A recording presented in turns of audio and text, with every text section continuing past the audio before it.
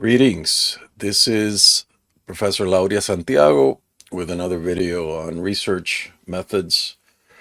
This one will focus on the Center for Research Libraries.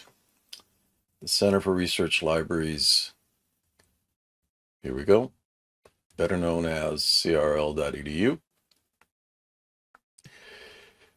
is a sort of consortium of major libraries that agreed to save one copy of their resources in a central location. So it's sort of like a warehouse for multiple research libraries that are participant. Not all libraries are participant. Rutgers is, but your library might not be. And then you can draw on these materials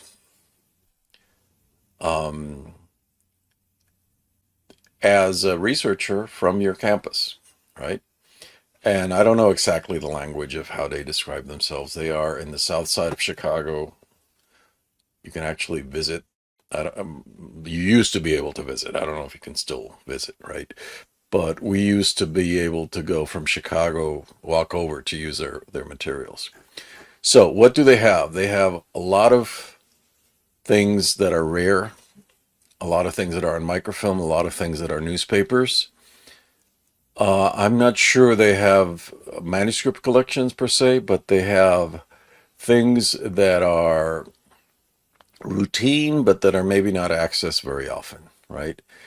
And here you can see membership, member list, right? And it's a consortium of some sort, right? And I've never really understood exactly where this originated. You can check out these links if you're interested. The point is that in their collections and their electronic resources, they have lots of stuff.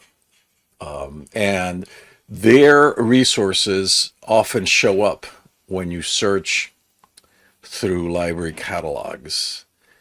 But I know that at the University of Chicago, it would tell you if you found something that the CRL had it and not the central library. However, Rutgers is a member, and I have never seen anything at Rutgers in the Rutgers catalog directly show as if it's located at the CRL.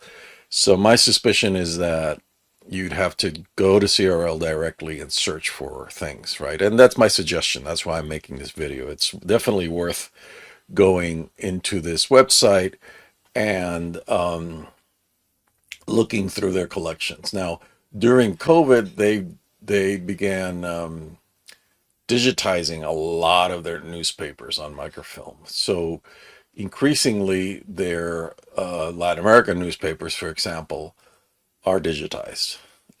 And the thing about CRL is that unlike the Library of Congress or all the other digital humanities projects that are funded by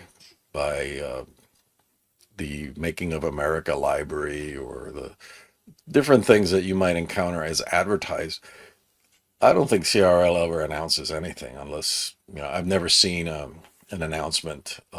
Maybe there's an email list I should join here. But the point is that their digital collections has grown, right? And if you see here, their emphasis is on periodicals, right? And a little bit on government documents and a little bit on government publications in State Department reports, Foreign Office reports. Pretty much any collection that might have been offered on microfilm commercially that these libraries purchased that then ends up here, right?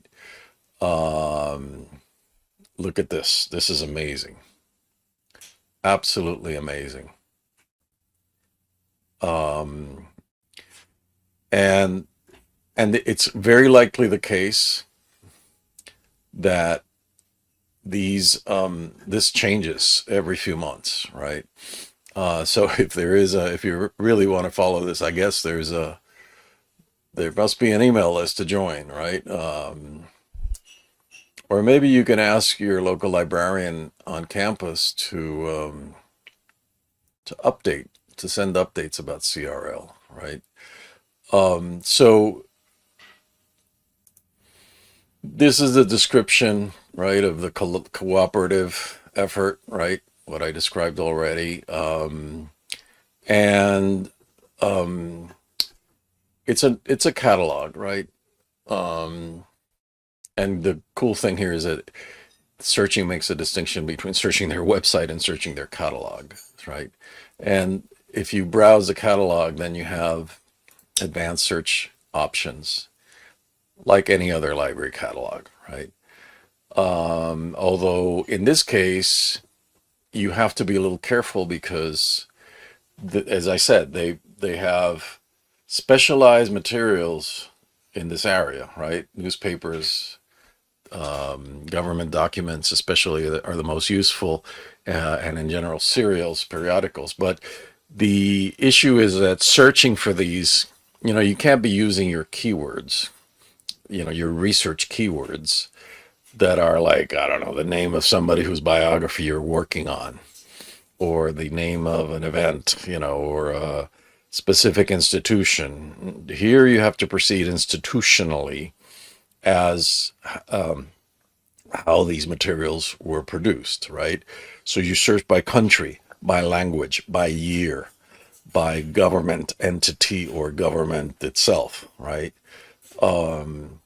And so you search more generically for the contextual pieces of the whatever it is you're researching.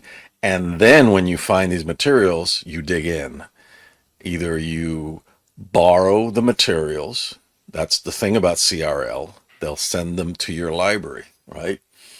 Usually microfilms, sometimes microfiche, or you use their online collections, right?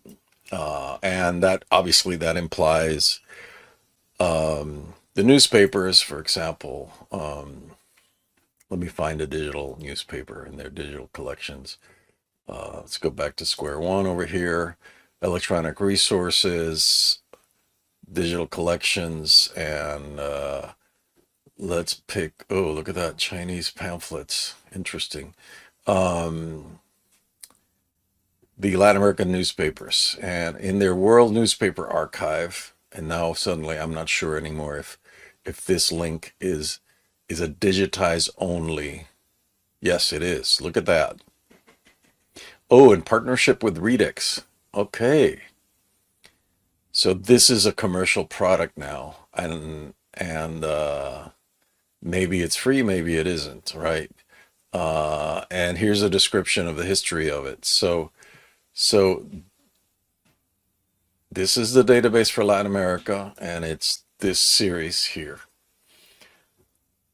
And now it's Redix that provides the service. And I guess maybe they paid Redix to do this, and hopefully it's public access all the same. But it could be that Redix is commercializing this product to non-CRL libraries, right?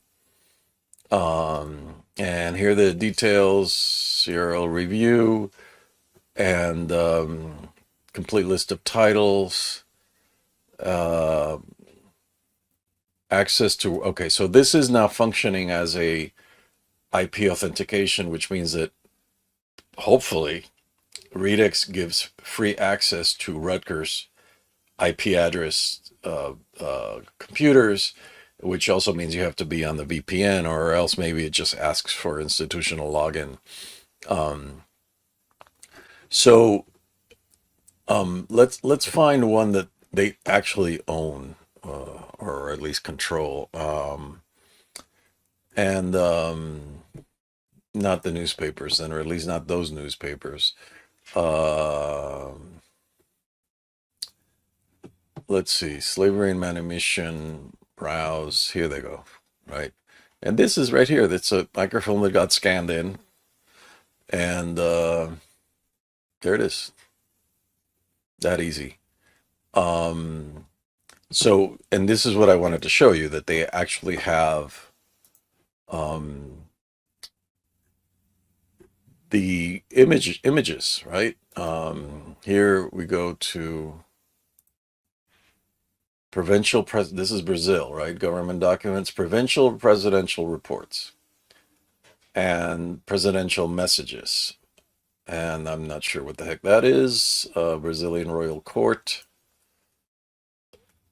and Ministerial Report. So this is probably a collection that was developed by one of the member libraries that at some point they decided to put this in the CRL, and then the CRL holds it, and now they've digitized it all. And maybe at some point it was paper, then they microfilmed it, and then they digitized it. So here it is in full view. Now CRL is quirky, and obviously most of what they have is not digitized, right? And this is the CRL digital delivery system. So let's go back to CRL itself, browse the catalog, and I'm going to do an advanced search, not hoping that this will be um, um, not hoping that this will be in digital form, but I'm going to do a State Department in Mexico search, right? And I'm not going to limit this, although I could limit it to government documents. And maybe online resources, why not? And I can't imagine any of these other categories are relevant. But here we go. Records of the Department of State relating to internal affairs of Mexico, 1910. This is classic, right? I've used it myself. And this is the records of series. There's other series.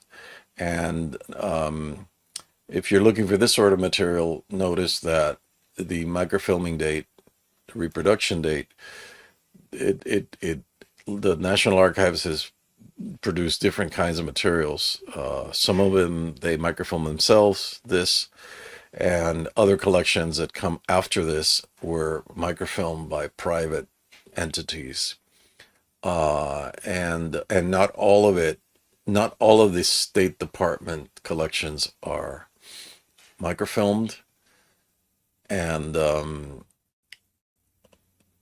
some of these materials were also published in paper, in actual paper volumes. So State Department records can be complicated because they have different origins, and they overlap, obviously, because things get reproduced and copied to different kinds of filing systems. So make sure to kind of seek the full universe if you're interested in these sort of materials. And and here's the other series, Notes from the Mexican Legation, right? So these are records in the Department of State. That, in other words, this is an office, right, that is gathering stuff. And here is notes from the Mexican Legation to the Department of State. Now, presumably, this stuff is reproduced in the other series, right? And here you see that it's the NARA itself that produced this microfilm, right? And obviously, things like this, Pacific includes Mexico, right? And this is the Army, right? And let's see, Imperial Valley. Not sure why this is here, because State California. Look at that. I should have put State Department in quotes. But then here's another series, Dispatches from U.S. Ministers to Mexico. This is another series of correspondence, which presumably is duplicated elsewhere, right? And then you're going to stumble into things like this that are specific projects and entities. And then you have the series from the consuls, which is not the same as the official diplomats, right? The consulates. And this stuff is super rich. And notice that they have different chronologies. And obviously, you would want to know, well, what comes after this? Is there a series that includes after, right? If you're interested in that. So ultimately, the National Archives is the master of the information that these documents contain. So if you're really using these materials, make sure that you have the full paper version of where these things are at in Maryland or Washington, and then what part of it is microfilmed under XYZ title, right? Uh, and obviously, this sort of specific thing shows up because it has my keywords. I should have constructed the search a little bit more carefully. And this, for example, like a microfilm compilation, like I don't know what that is. It's a copy of the earlier, other materials by country. It could be that this is just a cataloging entry for all the other collections that were published in this year, right? Which might then include Mexico materials, right? Click on next. Here's more dispatches from a consul in Hermosillo. There's dispatches from a consul in Nogales. Apache materials. Durango, Mazatlan, Chihuahua, consuls in Veracruz. I actually use these materials. Matamoros, and also I'm seeing here that there's no cataloging for the post 1920 materials or 1929. And it could be that they don't own that microfilm, right? To go back to the search, but that it exists because I know it exists, right? So it could be that the post 1929 microfilm is held by the actual research libraries. So CRL should be compared to WorldCat. So if in WorldCat you're finding 10 or 20 things, CRL is only going to have some of them, right? And then you'd have to see where else the other material is being held and if some other library will lend it to you. So for State Department searches, this is what CRL seems to have. I would have to run the search in a slightly different way to make sure, but they don't have the materials for the 30s and 40s. And even some of these microfilms on Mexico cover the 60s. So, and when looking for these kinds of things, you have to consider that all of it is very irregular, and you have to be persistent and search in multiple forms and multiple locations, right? So the we can always go back to start a new search and just open it up and see what they have on Mexico, which is probably going to be huge considering the relationship with the University of Chicago. So, but remember, this is a very specialized place, so they have only very specialized kinds of things. So it's not going to be humongous, like WorldCat. So here you have it. Newspaper reference. I'm sorry, Mexico references are actually very manageable. 5,800, and you can delimit in different ways. So if you're doing research on Mexico, you can dig into this, and this is the easiest material to identify. And actually, because it's specialized research material, there is a lot of gems in here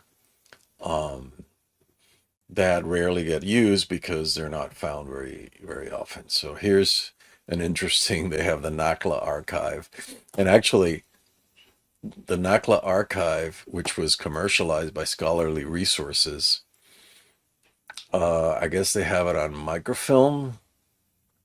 Oh, look at that. They will digitize material from the collection, maybe on demand. I don't know. These are the microfilm rolls, right? MF, etc. And you can borrow these, right? And there's probably an index somewhere, right? Here's a description, table of contents, but not there is a guide to these NACLA materials that is reel by reel. So you would know. They don't have the guide here, it seems, but you would know which one to request based on your interest. Now I know that I'm pretty sure this collection has been digitized, but they don't own it, right? And I don't know if, for example, Rutgers owns access to this collection, right? Uh, and it very well could be the case that the research libraries of the Ivy Leagues that have bigger budgets have these materials on microfilm themselves, or maybe even the digital form. So this is kind of cool. It shows you additional items, right? So let's go back to the search results. Um, so one way of managing these large results is, with these categories here, right? Dissertations, serials, online resources. And actually, this is kind of cool. You can go to online resources. And, these country studies are everywhere and they're not particularly useful, I think, but suddenly there's this Mexico Evangélico Semanario Cristiano Independiente. I don't know what year this is from. And it's very likely that, well, I don't know. It could be that this is a newspaper that they happen to have and they digitized it. Or it could be part of a larger collection. And this is the kind of thing you have to be looking for, that maybe this is part of a Mexican periodicals or a Mexican religious periodicals. It could even be that this is part of the SIDOC collection. Um, and the SIDOC collection, I actually have a website that contains their catalog in PDF form. Um, it focuses on Mexican religiosity. Here's another Mexico Obrero, Periódico Independiente. So yeah, you can see here that a lot of the digital materials are travel accounts, for example, and newspapers, right?